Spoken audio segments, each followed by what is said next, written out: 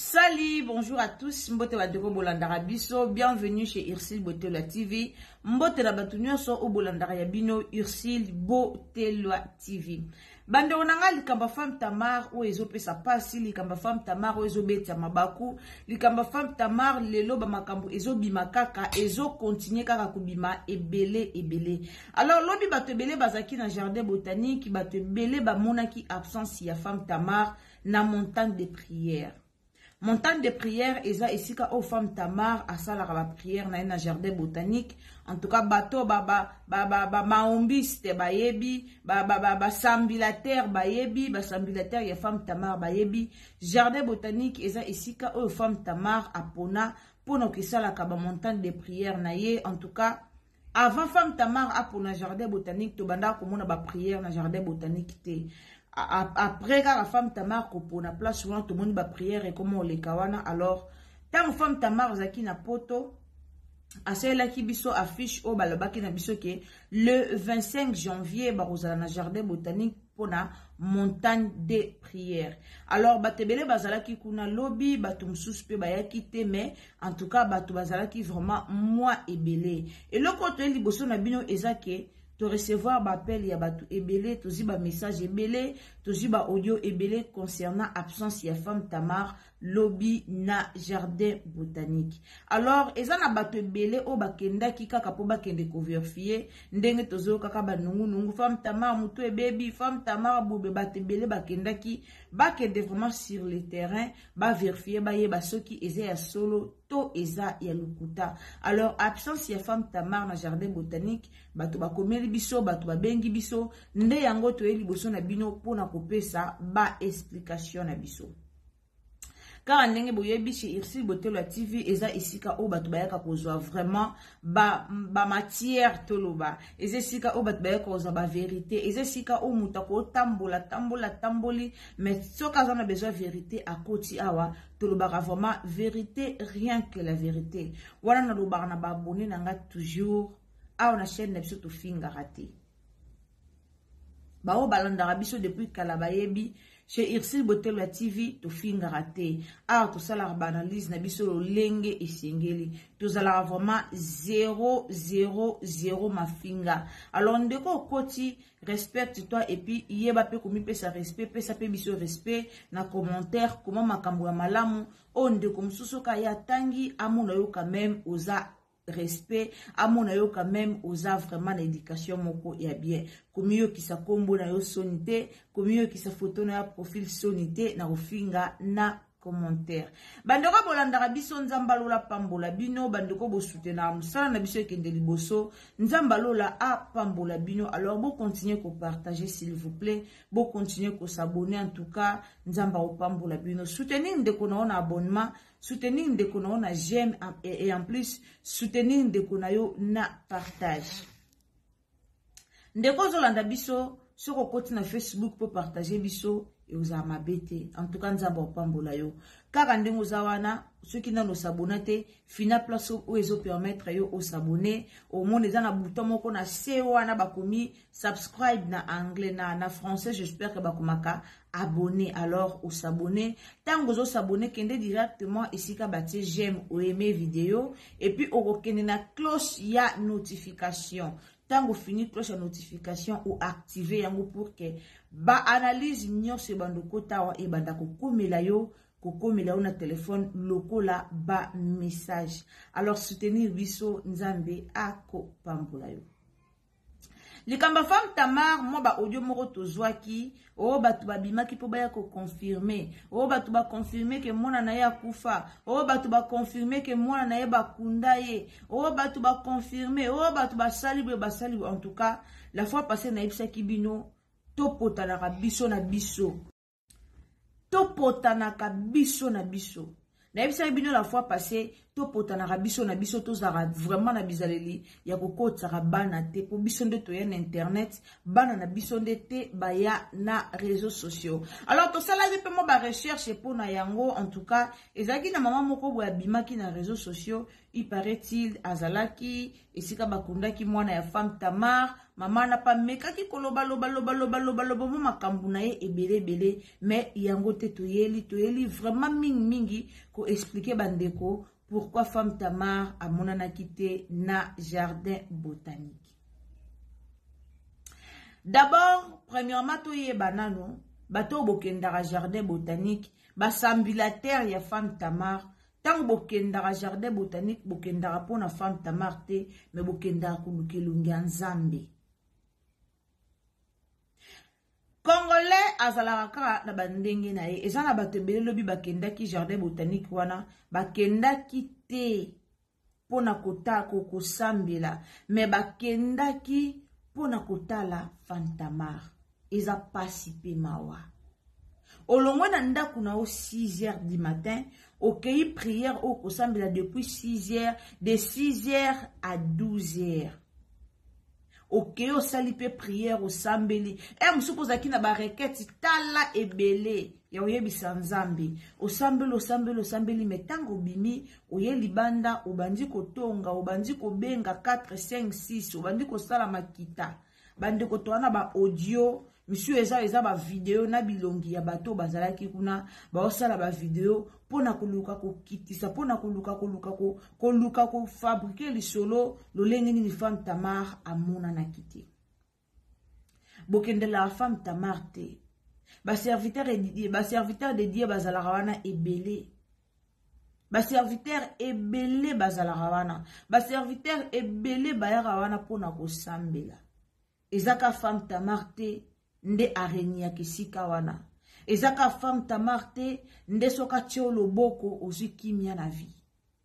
Ezaka femme Tamar te nde azaka ka obligé ya robonde la kisika wana. Tomona ba papa la biso Mike Kalamba ibaleka wana. Tomona ba Enis Coutinho baleka wana. Tomona ba grâce ya Coutinho pardon grâce ya nani kombone za nani na bosani. Ce qui est Nice Coutinho to grâce Coutinho voilà grâce Coutinho baloba lisolo ye na pasteur Moïse Mbi ya grâce Coutinho baleka wana to mona ba mama Enis Manyanga baleka wana alors ba serviteur de Dieu et belé baleka kawana. Est-ce que likambo absence ya femme Tamar na jardin botanique yango tokoya ko komisango matière to tokoya ko komisango pasi na réseaux sociaux? Likambo a motuya o ezaki na réseaux sociaux, tout le monde toyebi yango. Biso no so toyebi likambo o motuya o ezalaki bongo na réseaux sociaux. Alors lelo bandeko nanga, so femme Tamar a décidé afukama azonga vraiment na makolo nzambe, a se retirer da ba activité nyonso avandi afukama azonga na makolo nzambe. Mais eli koloba te ke ceux qui babandé ko kene jardin des jardins botaniques wana, il faut ba kata yango pourquoi parce que femme Tamar azoya te non. Papa Tamar azalaki bato bozaki le biboko mela biso papa Tamar azalaki non.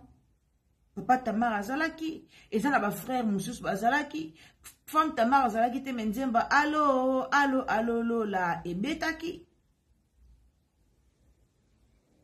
botsona na mituna bino bokendelaka montagne wana te pona femme Tamar mais bokendelaka montagne wana pona koluka nzambe. Alors femme Tamar ou pas tant yo ke pona koluka nzambe tant yo bimi déjà ndaku na yo o dédié déjà journée à lobi nzambe na nga journée le 25 août et ça journée o ngana ke koluka yo o komi ba requête na yo o ke pona ko sambela femme Tamar azala te etala yo te. Ce que zaka na serviteur de Dieu, to servante de Dieu, ou à prêcher parole de Dieu, yangon des importants.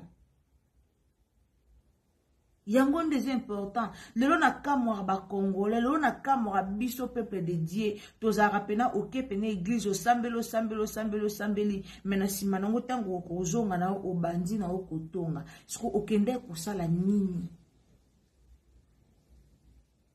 Et le cas c'est ça que kaka bino moko ba sambilateur femme Tamar, kaka bino moko ba maombiste femme Tamar. Tu as ba vidéo. Peut-être que tu as l'accepté ka vidéo ça na téléphone bomi au moins appelle le je suis dedans. Bon mon bilong na bino pe place aux autres la ngomi le bi moi aussi je suis dedans. Moi aussi je suis dedans. Eza kito côté. Eza kito côté bokende ko sambela. Yango nde bokendaki. Eloko moko o est important photo tsara na mitu na biso. Ezate ke so walobi ke femme Tamar anda tsaki affiche, femme Tamar anda memara batukuna, femme Tamar anda sala raboy, femme il faut qu'appe femme Tamar kande azala na ba rendez-vous nyonso. Non.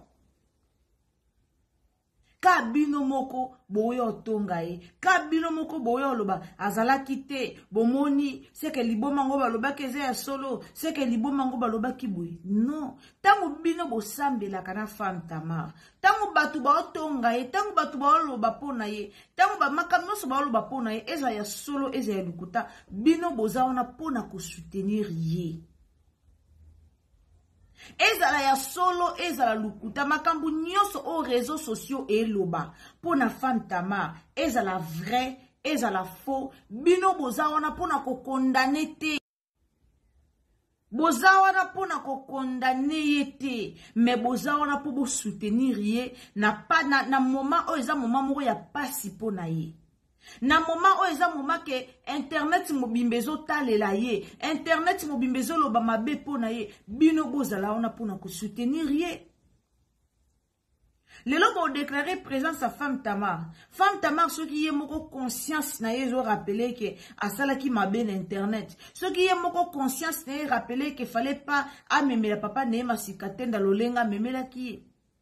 Ce qui est moko conscience na rappeler que te asala ki mabe aza obligé à kozonga sima afukama ponzamba longole milinga o balobaki na ye. Eza ba blog so to na okan internet to fingi to seki eloko te milinga ezate mena miswa bonzambe musubo mona ke milinga pezali. Alors ye moko o azo vivre na moment o to yebite. Et ana ba secret musu o esera ki ba dévoiler te bo moni bino moko internet e bimisi tout sur femme Tamar, tout sur la vie de femme Tamar nyonso ebimi libanda nyonso ebimi libanda eloko moko ebombami na réseaux sociaux ezate même na bato babimisa ki femme Tamar hôpital basali ba audio boyoki yango na réseaux sociaux bake ko kundola même ba vidéo vidéo oto ba okota mwana na libulu bomoni yango nyonso na réseaux sociaux.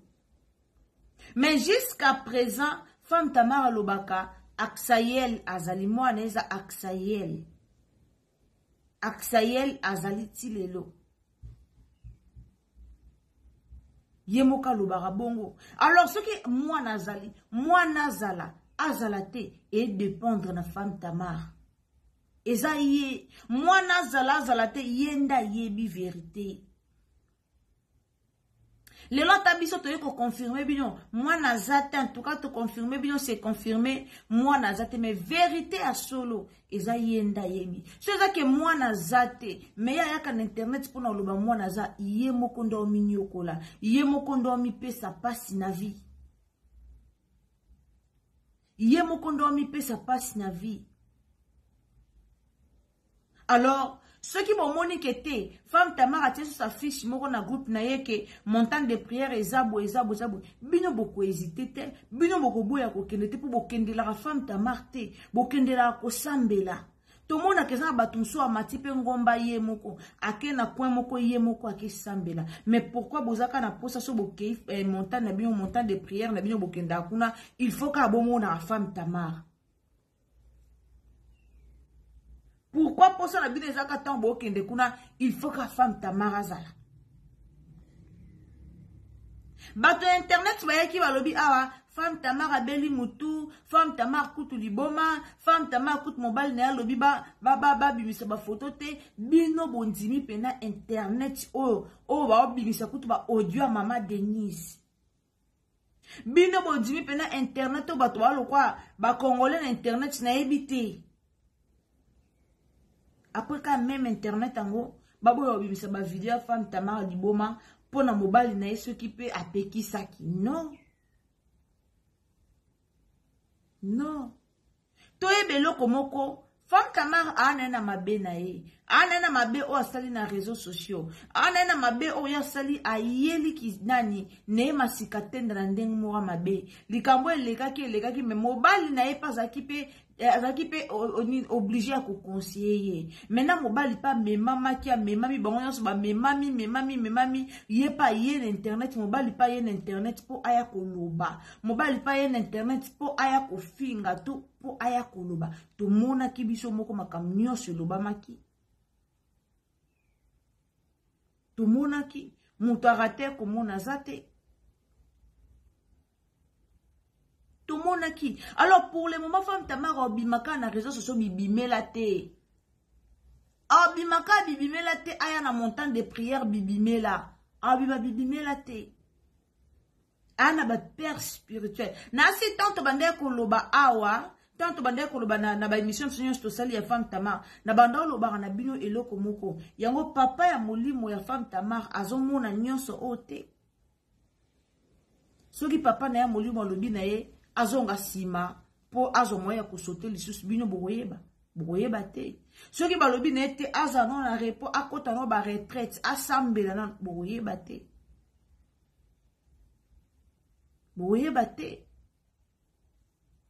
batebele ba komelanga Irsil Botelo TV to ozela oya ko confirmer abeyi liboma to abeyi liboma te to ozela oya ko confirmer nga na pesa ka confirmation ya likambo soki na vérifier na monya weza vrai nde na yo pesa bino confirmation ya likambo liboma femme Tamar oyo lobami est l'ouest nord sud mais tomoni vidéo te